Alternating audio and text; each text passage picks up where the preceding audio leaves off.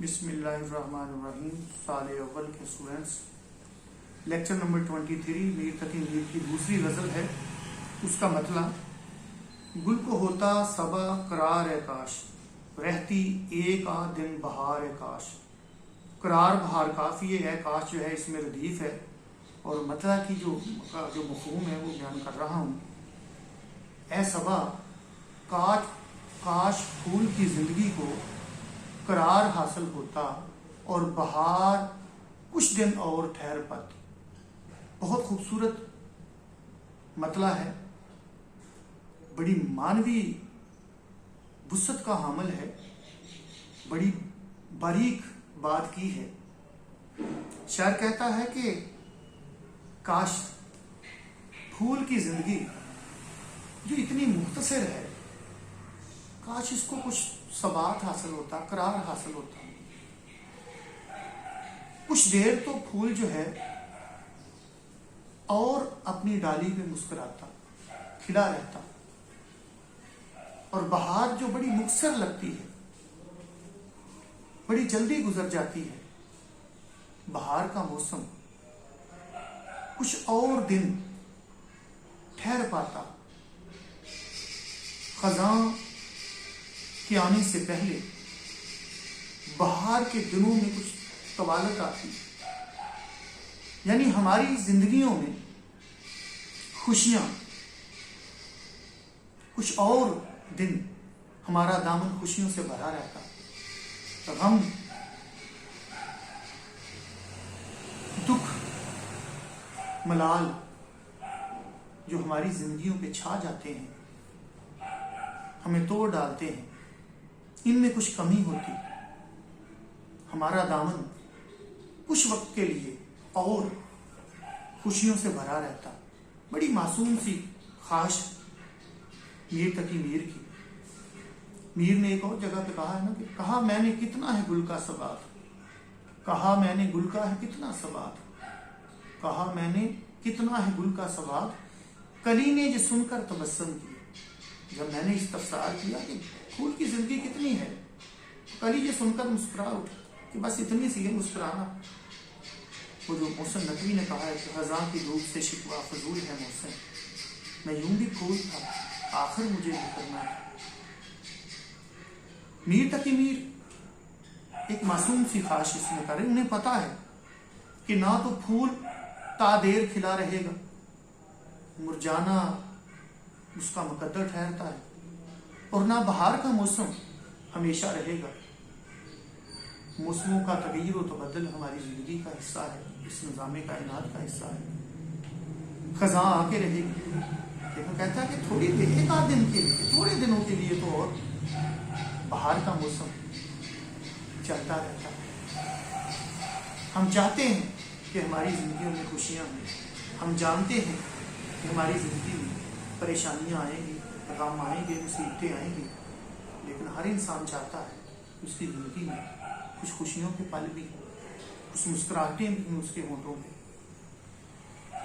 شعر غزل کا مطلع ہے، صنعت مرات و نظیر کا عمدہ استعمال ہے. دیکھیں، گل، صبا، بہار، یہ ایک جیسے ان کا تعلق ہے، جیسے آسمان، بادل اور اس طرح کی چیزیں، آگ، دھواں اور اس طرح کی چیزیں اکٹھی کر دی جائیں ایک ہی کماش کی، ایک ہی جن کا تعلق ہو ایک دوسرے سے، تو اس کو صنعت مرات النظیر کہتے ہیں.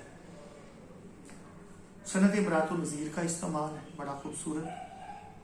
اور فنی فکری جائزے کی بات کر رہا ہوں. شعر غزل کا مطلع ہے، صنعت مرات النظیر کا بڑا عمدہ استعمال ہے، آفاقیت کا رنگ لیے ہے. ایک شعر ذہن میں آ رہا ہے کسی کا، استاد قمر جلالوی کہتے ہیں کہ معالے گل کی کلی کو خبر تو ہے لیکن، معالے گل کی کلی کو خبر تو ہے لیکن، وہ کیا کرے جسے عادت ہو مسکرانے کی. دوسرا شعر، یہ جو دو آنکھیں مند گئی میری، اس پہ واہ ہوتی ایک بار ہے کاش. مندنا، بند ہو جانا، واہ ہونا، کھلنا. میری آنکھیں جو ہمیشہ کے لیے بند ہو گئی ہیں، کاش ایک دفعہ محبوب کے دیدار کے لیے کھل پاتے۔ ہر عاشق کی یہ خواہش ہوتی ہے کہ وہ اپنے آخری وقت میں اپنی پیاری ہستی، اپنے محبوب کو آخری بار دیکھ لے، دیدار کر لے اس کو۔ اور اجتماعی سطح پہ دیکھیں تو ہر مرنے والے شخص کی یہ خواہش ہوتی ہے کہ وہ مرنے سے پہلے اس شخص کا نظارہ کر لے، ایک دفعہ دیدار کر لے جسے زندگی میں سب سے پیارا ہے۔ ماں کے لیے اس کا بیٹا بیٹی، باپ کے لیے اس کا بیٹا بیٹی، ایک دوست کے لیے اس کا دوست، رشتے، جو بھی کسی کو پیارا ہے وہ اس کو دیکھنا چاہتا ہے، آخری بار آخری دیدار اس کا کرنا چاہتا ہے۔ یہ شعر میں بڑا یہ خوبصورت انداز اختیار کیا گیا ہے۔ کسی شاعر نے کہا نا کہ مرنے کے بعد بھی میری آنکھیں کھلی رہیں، جانے کوئی کہ طالب دیدار مر گیا۔ کاش میری آنکھیں کھلی رہیں مرنے کے بعد، تاکہ کسی کو پتہ چلے کہ وہ دیدار کا طالب تھا، مر گیا۔ کسی نے اور اسی طرح سے کہا کہ مرنے کے بعد بھی میری آنکھیں کھلی رہیں، مرنے کے بعد بھی میری آنکھیں کھلی رہیں، عادت جو پڑ گئی تھی تیرے انتظار کی۔ وہ بھی سنا ہوگا آپ نے، کاغا سب تن کھائیو، چن چن کھائیو ماس، دو نینا مت کھائیو، انہیں پیا ملن کی آس۔ تو اس شعر میں شاعر نے پھر ایک معصوم سی آرزو، خواہش جو حسرت میں بدل گئی، کاش حسرت کہ میری آنکھیں تو بند ہو گئی، دونوں آنکھیں بند ہو گئی، دو آنکھیں بند ہو گئی، کاش ایک دفعہ یہ کھلتی۔ میرا شعر ہے، اے موت قہر وہ آتے ہیں، دم آخر ان کو دیکھ تو لوں۔ اے موت قہر وہ آتے ہیں، دم آخر ان کو دیکھ تو لوں، سن بات ذرا ایک پل کی ہے، انکار نہیں مر جانے سے۔ شعر غزل کا حسن مطلع ہے۔ شعر میں صنعت تضاد کا استعمال ہے، مندنا اور واہ ہونا۔ شعر معنوی وسعت کا حامل ہے، سادگی، سلاست، روانی، داخلیت جیسی صفات رکھتا ہے۔ تیسرا شعر، کن نے اپنی مصیبتیں نہ گنی، رکھتے میرے بھی غم شمار کاش۔ ہر کسی نے اپنی مصیبتوں کا شمار کیا، کاش کوئی میرے غموں کا شمار بھی کرنے والا ہو۔ یعنی میر کہنا یہ چاہتے ہیں کہ معاشرے میں ہر کسی کو اپنی پڑی تھی، ہر کوئی اپنا رونا رو رہا تھا، میرا پرسان حال کوئی بھی نہیں تھا، حالانکہ میں عام لوگوں سے زیادہ دکھی تھا، پریشان حال تھا، کوئی تو میرا ہوتا جو میرے غم بانٹتا۔ جو ناصر کاظمی نے کہا تھا، ہر کوئی اپنے غم میں ہے مصروف، اب کسے درد آشنا کہے کوئی ساتھ دینے والا نہیں۔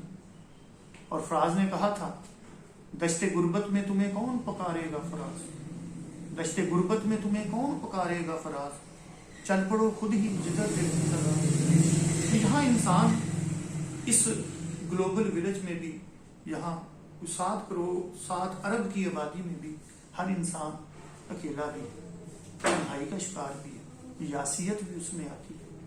میر بھی اس بھرے پورے معاشرے میں جہاں اس کے بھائی ستیلا بھائی گھر سے نکال دیتا ہے، خان آرزو گھر سے نکال دیتا ہے، اور میر جو ہے پھرتے ہیں میر خوار کوئی پوچھتا نہیں،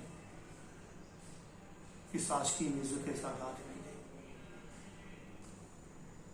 کاش میرے دکھ بانٹنے والا بھی کوئی ہوتا۔ کسی نے کہا نا، غم بانٹنے کی چیز نہیں پھر بھی دوستوں، ایک دوسرے کے حال سے واقف رہا کر۔ تو میر بھی شاید یہی کہنا چاہتے تھے۔ اور پھر یہ بھی ایک پہلو نکلتا ہے کہ ہر شخص جس کو دکھ ملا، غم ملا، اس کا غم کسی شمار قطار میں تھا، گنتی میں تھا، چند سال، چند مہینے، اور پھر اس کی دامنی خوشیوں سے بھر گیا۔ کاش میرے غم بھی جو ہے وہ کسی جگہ پہ تو جا کے خوشی میں بدلتے، کبھی تو میری زندگی میں خوشیاں بھی آتی، اور لامتناہی سلسلہ جو غموں کا تھا وہ کبھی تو تھمتا۔ شعر میں سادگی، سلاست، روانی، آفاقیت بھی ہے، کیونکہ اپنے ذاتی محرومیوں کی بات کر کے اس نے باقی لوگوں کی بات بھی، آفاقی بات بھی ہے، اس نے معاشرے کی بات بھی کی ہے۔ اس نے شعر مانوی وسعت کا حامل ہے، شعر فکری گہرائی رکھتا ہے۔ آج 3 شعر میں نے تشریح کی آسان لفظوں میں، آئندہ اس غزل کو مکمل کروں